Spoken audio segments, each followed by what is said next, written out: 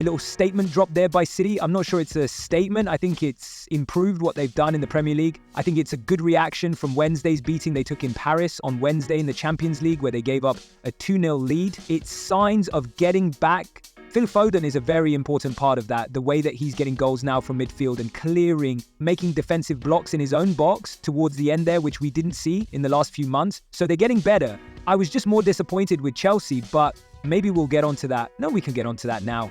What were you disappointed about? Well, I just think we know what a talented young group of players this is. They get an amazing start with a mistake forced and they score the goals, go 1-0 up. And then they couldn't capitalize on a good start. They didn't have the belief that their football could give City problems, even away from home, even in the great Manchester City. But Chelsea are capable of playing really good, dominant football. And they just didn't have the belief, the confidence, whatever it is. Maybe they're not in a brilliant moment right now, but Chelsea, that's the next step for them, to go to the best places and dominate. When you say they didn't have the belief or the football, Rob, what I would say is, though, they still created chances. Nicholas Jackson and Cole Palmer should have been putting them 2 or 3-0 up. And one of the learnings of this group as they mature together is, when a team are on the ropes, as Man City were, they've conceded 4, they didn't start the game well, they've got a debutant not playing particularly well at centre-back, make the most of it, go and get the second and third goal, and then it looks different. A couple of issues from Chelsea's point of view. For me, at the top end of the pitch, Nicholas Jackson still keeps frustrating, and at the other end of the pitch, Robert Sanchez is not the quality of goalkeeper that's required if Chelsea are going to go on to win titles. It's interesting you bring that up because this week in his press conference, Enzo Maresca was asked about Robert Sanchez. If you didn't see the quote, he said this, but he's still far, far, far from where I want him to be. I'm not thinking about if he'll remain the number 1 for the seasons coming. I'm thinking about this season. For this season, no doubt. But then, in the future, we don't know. I mean, it's not glowing, is it? It's so obvious that anybody who's seen Chelsea this season, it's a weak part of the team. There's no way, you say, about being titled. There's no way they're going to get in the top 4 with him as a goalkeeper. There's too many mistakes, too many inconsistencies. Today's a classic example. A bad decision comes out, it's in no man's land, it makes up the mind for Erling Haaland. That is a stunning, right in front of you problem that Chelsea are going to have to address. So you wonder why they're trying to get Garnacho and all these other players out wide when they need a goalkeeper this month, Nolan. Absolutely. And we saw it at teams like Liverpool. When you do get an Alisson-type goalkeeper, it makes such a difference to your team. Just finishing quickly on Man City as well, Bex. It was a day when new players and all the new signings. Look, Bernardo Silva, an old player who's still going to be important, who's going to set the standards in the dressing room so this club can get back to where they want. I thought he was outstanding today. Didn't have to go and help Cousin off a couple of times when he was in trouble. Just got the ball off him and settled him down. He's a great little player for Pep Guardiola to be able to call on when he's required. Hello there, I'm Nolan Baker, studio host of 1 Hour sports coverage of the Premier League. Don't forget to hit subscribe to watch more videos all season long. And if you want even more Premier League content from original series to live matches, turn on the notification bell. Against PSG, we're 2 up early in the second half. They've lost it for man, Danny. How did they let this one get away? I have to say, PSG deserved it. I said from the very, very start, that PSG were brilliant. Their intensity was superb. They pressed Manchester City high. They caused all sorts of problems, especially down the left-hand side. Matheus Nunes, fish out of water, let it right back, and that's not his position. Obviously, Kyle Walker's gone. He clearly doesn't fancy Rico Lewis in that position now. He was almost a stalwart, as a standing for Kyle Walker last season. They just got overrun. They got rattled. They started making mistakes. They go 2-0 up after half-time against the run of play. Jack Grealish comes on, does very, very well for both the goals. And you're thinking, that's it. The City will now kill the game off. They'll control it. They'll do what they do best, keep the ball. They couldn't do it. Ederson was making mistakes, but mistakes is in bad decisions. He's one of the best passers of a goalkeeper that we've ever seen, but he's pinging balls into midfield on a really wet, slippery surface that are a yard and a half wide of players. Players are stretching, then giving the ball away. And when a team's swarming all over you, as soon as you do that, you lose the ball in transition. And of course, they're just running at the back 4. PSG, fantastic team performance, more energy, more athleticism, more intensity, and a bit more quality than Manchester City, and better game management, you have to say. They've struggled obviously in the Champions League, but tonight was a really good team performance by PSG.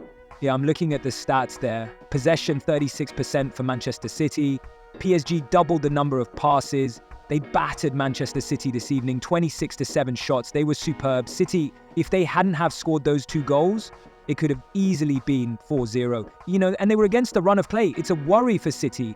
You thought this was the Champions League was eggs all in one basket. He put a very strong team, the strongest team he could probably play this evening, from the fit players that he's got available, went with experience, and it just didn't work. For City to lose a 2-goal lead in a game of that magnitude is almost unheard of. And we were saying before that, if they get through this, Manchester City, and get through to the next stage, they can still win the Champions League. They're not going to win the Champions League playing like that, are they? Oh, definitely not. This season, I think City have lost their intent. When City used to lose the ball, there was always that 5-6-legged rule. You lose the ball, they win it back so quickly, they swarm all over you. I'm not sure they've got the legs in midfield anymore to do that. Kevin De Bruyne, one of the best midfield players in the world, but he isn't getting any younger. Gundogan isn't getting any younger. Kovacic can't do that. It's not necessarily, the best part of Phil Foden's game either. Gundogan, certainly not his game, anymore. So they're starting to lose that intensity in the middle of the park, and therefore they're not controlling games. You take Rodri out of that because of the injury, and that's why they're struggling so much. They need to it's almost like they've got to find a slightly different way of playing. They don't have great pace in wide areas, especially if Doku's not playing. Savio is still sort of young and can be intermittent, with his performances. It's a tough season for City. Really, really tough season. The league's gone, I think, we all understand that. They've got a massive game against Chelsea at the weekend. That's not about winning the league. That's about staying in Champions League positions. And then, of course, they've got a huge game next week in the Champions League against Club Brugge. They've also already beaten Aston Villa this season and held Juventus, albeit both of those at home. But even still, they can go to the Etihad with freedom. They've got nothing to lose, because they're in the playoff positions, and, there'll be so much chopping and changing position next week. It's not like you can say, well, if we draw, we get this team or whatever it may be. So they can go to the Etihad and they can play with complete freedom. And that's dangerous sometimes. Do you think City win it? I thought they were going to win tonight, and I thought they would win relatively comfortably. I didn't think the front three players for PSG would trouble City enough tonight. They destroyed them. City didn't know what to do. They could not cope with the pace and the intensity that PSG throw at. If Brugge come with any sort of that intensity, it's going to be an incredible game next week. Our chief reporter said just before the commercial break that there was some news about Alejandro Garnacho. What is it? Well, Chelsea are considering making a move for the Manchester United player before the window closes. They've been alerted to his potential availability, and he's a player they have been watching very closely. We're being told a move is possible this window or in the summer, but of course Chelsea would only proceed with a potential deal at the right price and on the right terms. And I think one thing that is actually quite important is that relations between Chelsea and Manchester United at the highest levels are very, very good. So I'm sure that if Chelsea decided that he was a player they wanted to sign, they could pick up the phone to Manchester United, see if he was available, and try and do a deal at the right price. There has been interest elsewhere, Napoli and others. Are they still in the picture? Well, Napoli are very interested in buying the player. A couple of days ago, United's transfer negotiator Matt Hargreaves was in Naples for talks with Napoli. I think the issue is one of valuation. United had been willing to accept an offer around £60 million to begin with. Then they said, okay, we're willing to drop that to around £55 million. But so far, Napoli have been unwilling to pay more than around £46 million for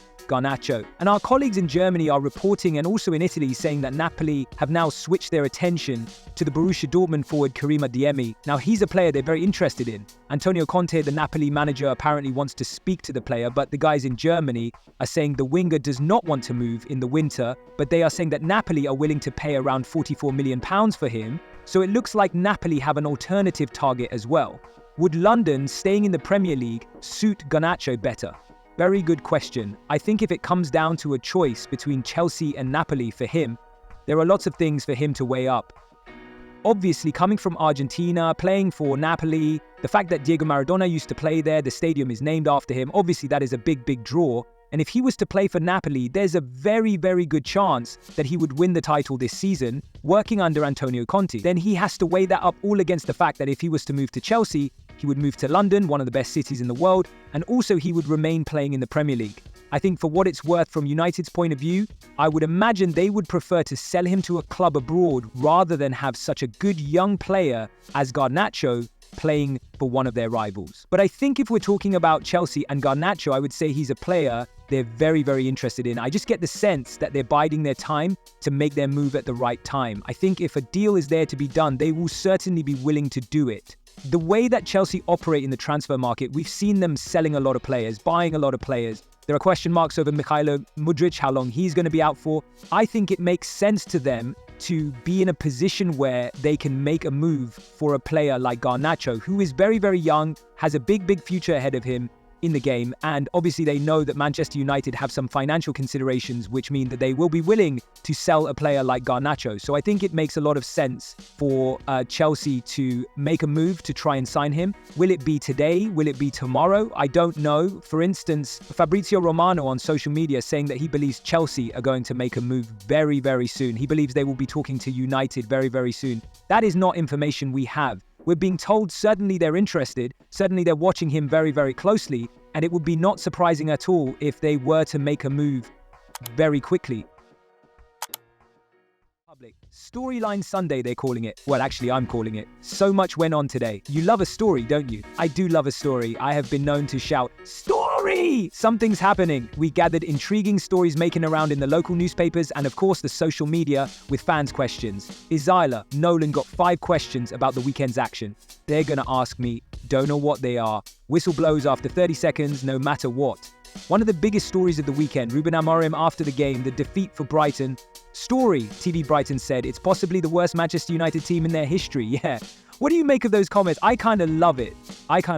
I mean, he's dicing a little bit with complete implosion, explosion, all-plosion at United because I know it could go one or the other way, but I asked you on air, could it backfire? And you're like, well, not really, because they're about as low as a snake's belly anyway, so it can't really get much lower. So actually, it might perk a couple of them up. And I like that. I think you're right. The ones with character, the ones with real soul and integrity in that dressing room, I think if you're told, like Isla was told at Sheffield Wednesday, which I'm not, he's told that to us on air. He was said that he was part of the worst Sheffield Wednesday team. He retired afterwards. It wasn't really him. I think that if you've got that integrity, you're like, no, I will not be part of this. I will be part of the recovery. Oh, massive worries. What's the benefit of saying it though?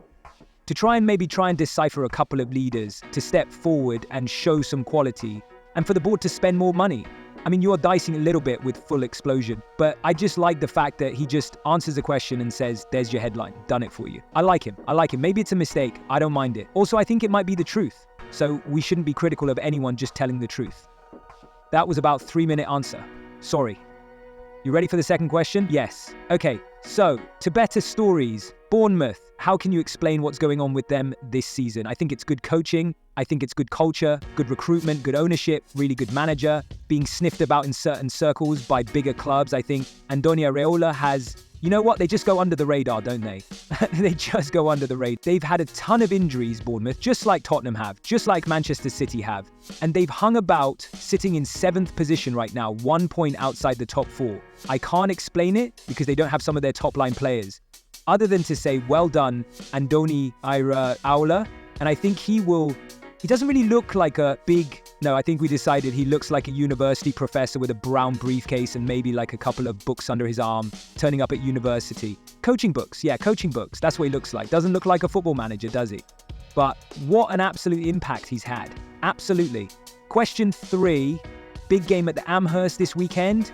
Arsenal hosted Aston Villa, got 2-0 up and let a 2-0 lead go. How damaging is that for Mikel Arteta and Arsenal? I think it's a massive weekend in the title race with Liverpool leaving it until the last few seconds for Darwin Núñez and stoppage time, 2 goals, and then Arsenal to be 2-0 up and lose it in that way. Well, not lose it, but it feels like they lost it.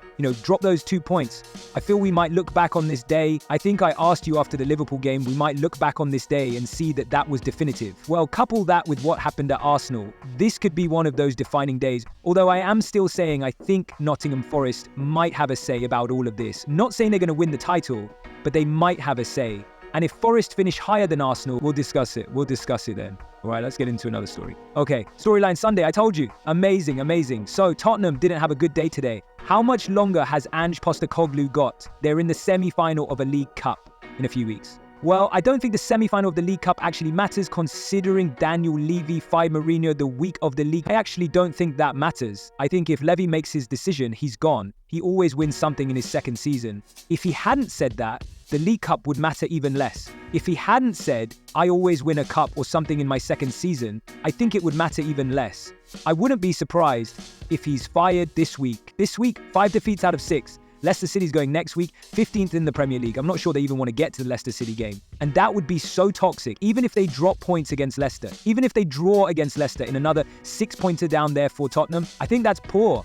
And it was a bit flip-floppy for a while. Do you remember? It was sort of win lows, win lows. Now it's just lose, lows, lose. It's going one way, and I think Daniel Levy might pull the trigger. No. Yep, big shout. The football world lost a legend this week in the great Danish law. For those who might not know about him, Bex, just tell us what made him so special.